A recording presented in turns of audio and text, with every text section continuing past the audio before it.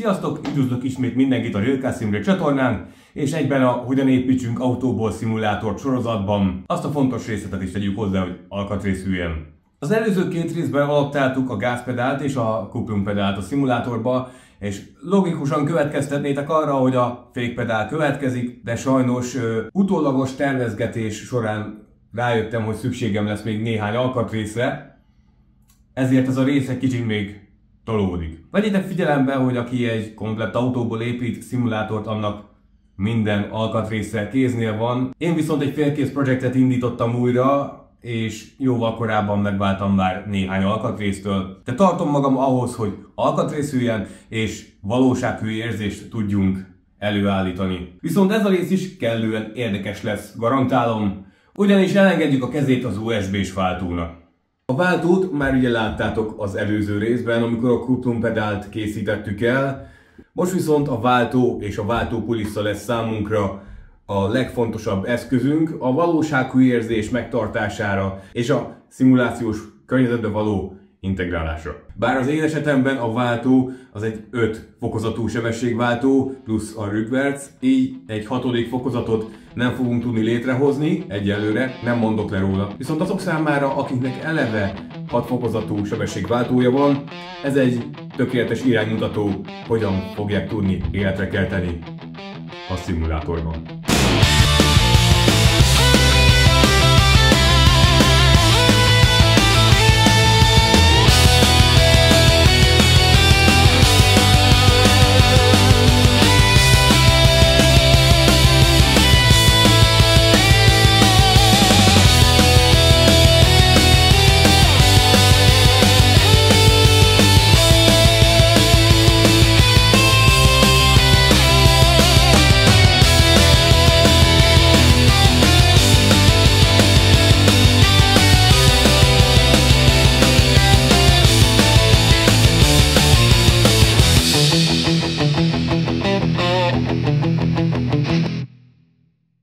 Én már visszahelyeztem a kabinba a szőnyeget és az ülést csak a komfort miatt, illetve nem gondolom, hogy bárkinek szüksége lenne erre a videóra, hogyan kellett behelyezni, ha egyáltalán hiszem. Tehát szükségünk van a kulisszára, illetve a váltó bobdenekre, ami ugye átadja a kulisszán végzett műveletet a váltószerkezetre. Először is a váltó bobdent helyezem be a helyére, átvezetem a tűzfalon,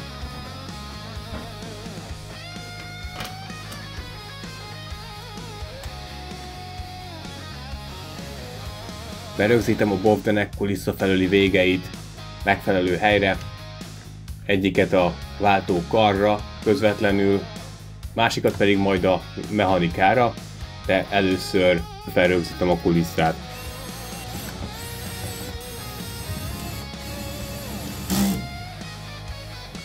Jöhet a bobden,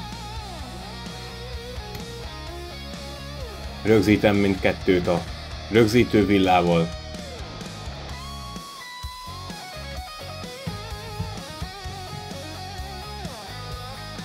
bobdenek másik végét pedig felhelyezem magára a váltó szerkezetre, a váltó rudazatra,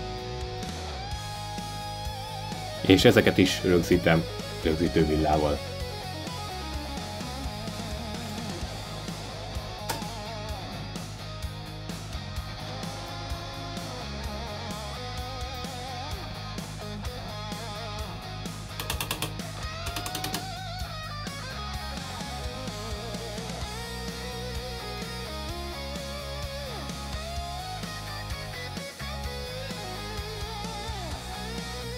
Gyors teszt.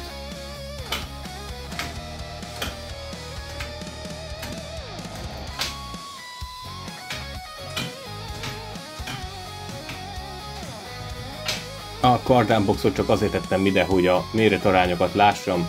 Nyomtattam egy ilyen nevező tálcának, erre fogjuk majd felhelyezni a kapcsolókat, amivel a sebességfokozatok jeleit fogjuk majd küldeni.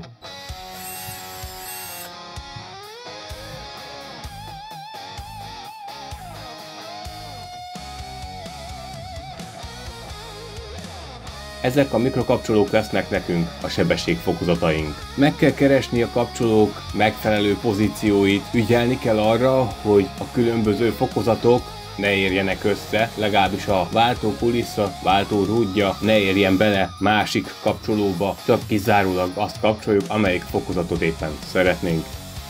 A kapcsolókat egyszerűen csak ragasztani fogom, de hogy biztosra menjünk, aki most nevet, az veszít, stifteket fogunk használni a biztonsági rögzítéshez, és ezek a stiftek fogpiszkálók lesznek.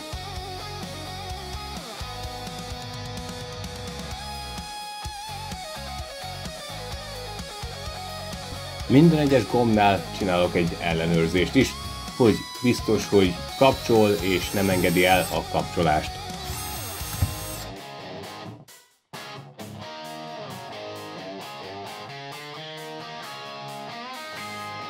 Ellenőrizni kell azt is, hogy másik fokozaton nem ér bele valamilyen mozgás hatására abba a kapcsolóba, amiben nem szeretnénk.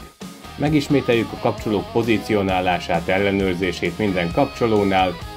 Nálam a 4-es kapcsolót másképpen kell pozícionálnom, mivel a váltó kialakítása révén a páros fokozatok közti távolság szűkebb, ezért a 4-es kapcsolót én állítva fogom behelyezni, rögzíteni.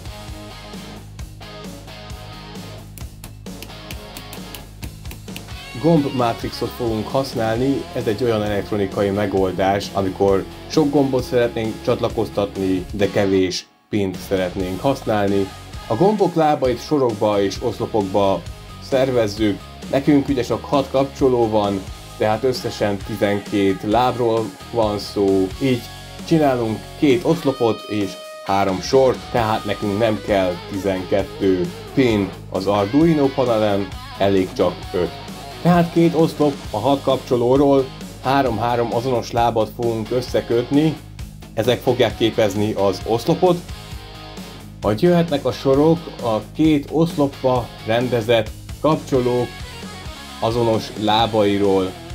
Előkészítem az oszlopok vezetékeit, nekünk csak 3 vezetéket kell egy vezetékre összefonnunk, viszont én egy kicsit előre gondolkodok, ugye említettem, hogy nem mondok le a 6 sebességről, erre majd később egy másik részben visszatérünk, ezt ne vegyétek figyelembe, én most 6 vezetéket fogok összekötni az egyik oszlopba.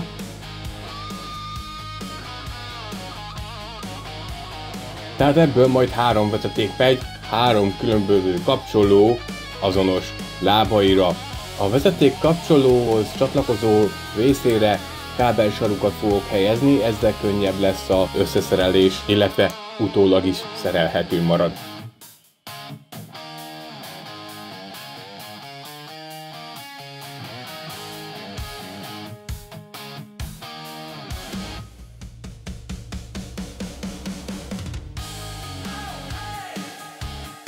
A másik oszlop vezetéke.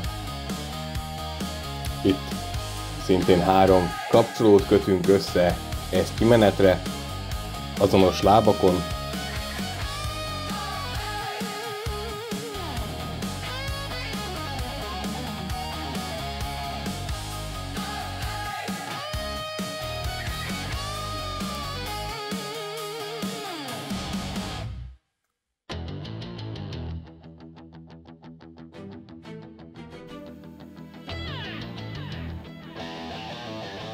Jöhetnek a sorok, 3 sor van, itt két kapcsoló azonos lábait kötjük össze egy vezetékre.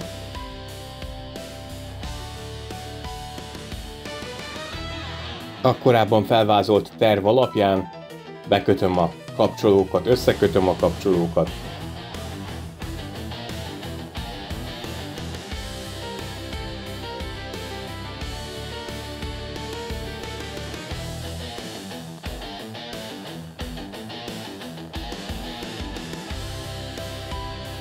Csatlakoztatom az Arduino panelre, szintén egy Arduino Pro mikrót fogunk használni, és aztán beállítjuk a panelen a kimeneteket is. Újra előveszünk a SimHub Arduino menüjét, és a Sketch Setupot kiválasztjuk a Pro mikrót, a portot, adunk neki nevet,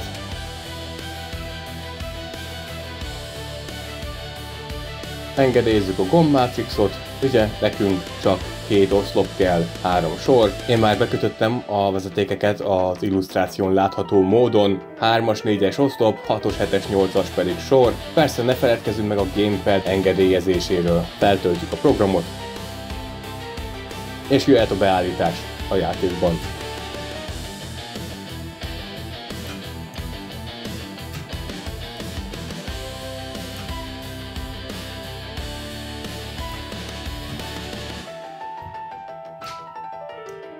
És íme az élő teszt.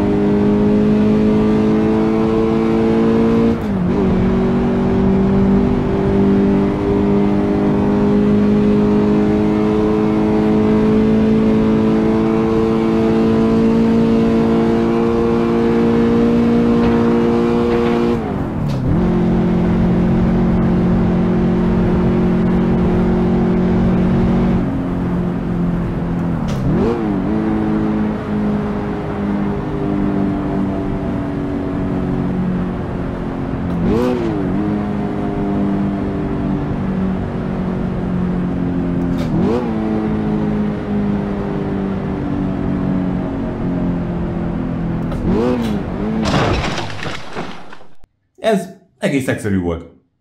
Nem? Írjátok le kommentben, ti mit gondoltok. Azt nem tudom megígérni, hogy a következő részben majd a fékpedál jön, de rengeteg teendőnk van még, mire összeáll a setup, vissza fogunk térni rá, amint megkapok minden egyes alkatrészt, amire szükség van. Addig haladunk tovább az alkatrészekkel, legyen meglepetés, mi lesz a következő. Továbbra is iratkozz föl, kommentelj, lájkolj, diszlájkolj, segítsd a videók terjedését. Legfőképp akkor, ha tetszik is, amit csinálok.